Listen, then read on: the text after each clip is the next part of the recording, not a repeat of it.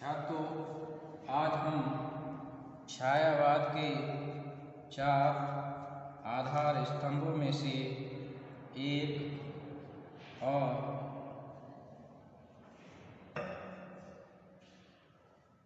प्रगतिवादी विचारधारा से प्रेरित सूर्यकांत त्रिपाठी निराला के काव्य की चर्चा करेंगे और यह जानने का प्रयास करेंगे कि निराला जी के काव्य में कौन कौन सी विशेषताएं परिलक्षित होती हैं। तो इसके लिए हमने कुछ बिंदु निर्धारित किए हैं। जैसे सबसे पहला बिंदु है आध्यात्मिकता। आध्यात्मिकता भक्ति काल की प्रमुख विशेषता रही है।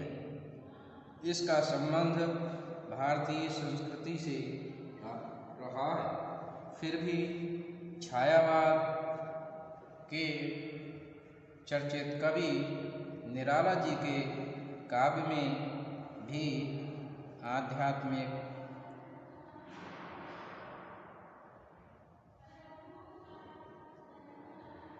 विचारधारा को देखा जा सकता है। अध्यात्म और दर्शन का संबंध शाश्वत होता है। वेद और उपनिषद भारतीय अध्यात्म और दर्शन के आदि ग्रंथ माने जाते हैं। निराला ने भी अपनी कविता के माध्यम से आध्यात्म का स्पर्श करने का प्रयास किया है।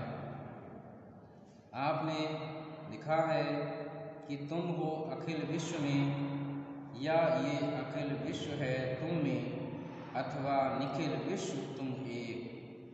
तुलसीदास, राम की शक्ति पूजा तथा अन्य अनेक कविताओं में भी उनकी आध्यात्म एवं दर्शन संबंधी मान्यताओं के लिए देखा जा सकता है। उसके बाद उनके काव्य में दूसरी विशेषता देखने को मिलती है रहस्यवादी भावना।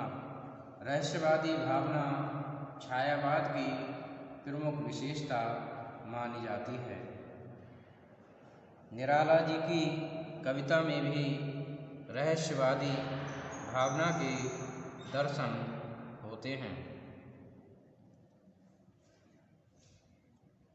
यह रहस्य भावना विविध प्रकार के सोपानों में व्यक्त हुई है। साथ ही उन्होंने रहस्यवाद के विभिन्न रूपों को कलात्मक अभिव्यक्ति भी प्रदान की है।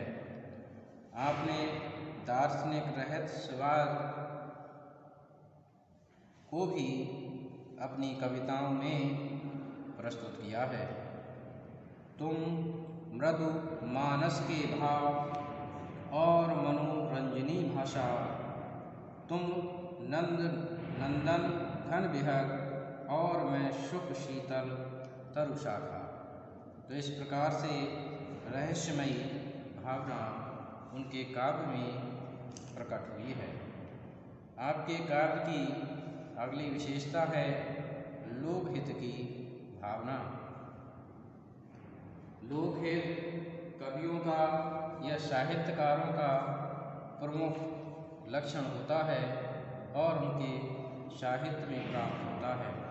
निराला जी भी इस बात से अछूते नहीं हैं। उनके काव्य में भी यह भावना परिलक्षित होती है। निराला का काव्य क्रांति और विद्रोह तथा जन कल्याण की भावना से प्रेरित रहा है।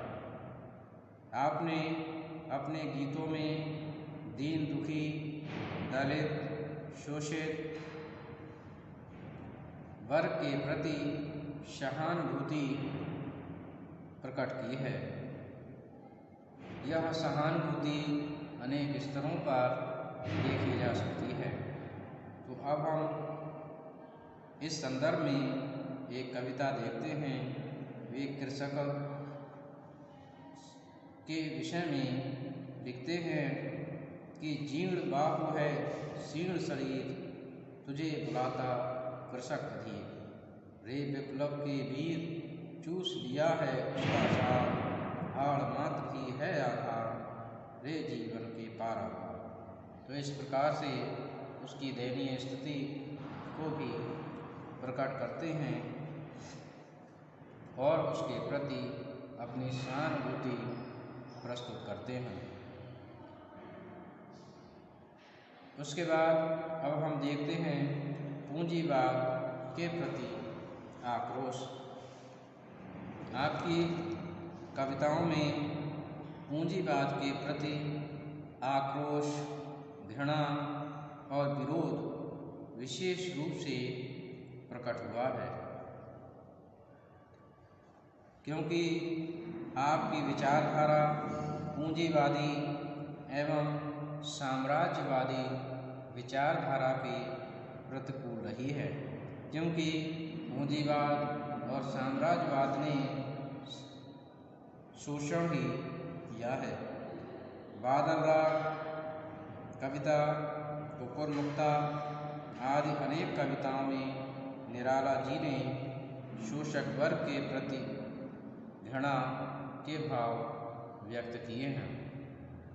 आपने लिखा है कि रुद्र घोष है, शुभ तोष है, घनी वज्र गर्जन से बादल, त्रस्त नयन मुख कांप रहे हैं। इस प्रकार से ये घृणा का भाव उन्होंने पूंजीवाद के प्रति प्रकट किया है। एक स्थान पर वे पूंजीवाद के प्रति अपना आक्रोश व्यक्त करते हुए कहते हैं कि अबे सुन बेगुलाब, भूल मत गर पाई खुशबू रंगो आप, खून चूसा खाद का तूने अशिष्ट, डाल पर इतरा रहा कैपिटलिस्ट। इस प्रकार से उनकी कविताओं में पूंजीवाद के प्रति आक्रोश और विद्रोह देखने को मिलता है। आपकी कविता की अगली विशेषता है सर्वहारा वर्ग के प्रति सहानुभूति। निराला जी की कविताओं में शोषित, दलित, दुखित, असहाय, सर्वहारा वर्ग जो शोषक वर्ग का शिकार है के प्रति सहानुभूति प्रकट हुई है। चाहे वह तोड़ती पत्थर हो, चाहे कुकुरमुक्ता हो, इन सभी कविताओं में उनकी सहानुभूति को देखा जा सकता है। आपने वह तोड़ती पत्थर में कविता में लिखा है कि वह तोड़ती पत्थर कोई ना छायादार, पेड़ वह जिसके तले बैठी हुई स्वीकार, श्याम तन भर बंधा यौवन, नत नयन प्रिय कर्मरत मन, गुर हथौड़ा हाथ करती बार बार प्रहार, सामने तरु मालिका अट्टालिका प्रकार। तो इस प्रकार से उस सर्वहारा वर्ग के प्रति सहानुभूति आपने प्रकट की है। यह सहानुभूति आपकी कविताओं में कई स्थानों पर प्रकट हुई है। जागो फिर एक बार कविता में भी उन्होंने लिखा है कि दुर्बल वह छिनती संतान वह, जन्म पर अपने अभिशप्त तप्त आंसू बहाती है। तो इस प्रकार से उन्होंने इस प्रकार से सहानुभूति सर्वहारा वर्ग के प्रति प्रकट की है। इसके साथ ही आपके कविता में साम्यवाद की प्रशंसा भी देखने को मिलती है। निराला जी एक ऐसे समाज को स्थापित करने के अभिलाषी रहे हैं, जिसमें साम्यवाद स्थापित हो। धन संपत्ति एवं संसाधनों पर वे सभी का समान अधिकार की बात करते हैं। कहीं न कहीं निराला जी इस नज़रिए में मार्क्सवाद दृष्टि से प्रभावित रहे हैं। वे एक ऐसे समाज की कल्पना करते हैं, ऐसे समाज के अभिलाषी रहे हैं, जिसमें आय के सभी संसाधनों पर सभी का समान अधिकार हो, न कि चंद लोगों का, पूंजीपति लोगों का उस पर अधिकार हो। आपने लिखा है कि जल्द जल्द पैर बढ़ाओ, आओ आओ। आज अमीरों की हवेली, किसानों की होगी पाठशाला। धोबी बासी चमार तेली खोलेंगे अंधेरे का ताला, एक पाठ पढ़ेंगे टाट बिछाओ। जल्द जल्द पैर बढ़ाओ, आओ आओ। तो इस प्रकार से हम देखते हैं कि निराला जी की कविताओं में अनेक विशेषताएं परिलक्षित होती हैं। उन्होंने जीवन के विविध पहलुओं को अपनी कविता में अभिव्यक्त किया है।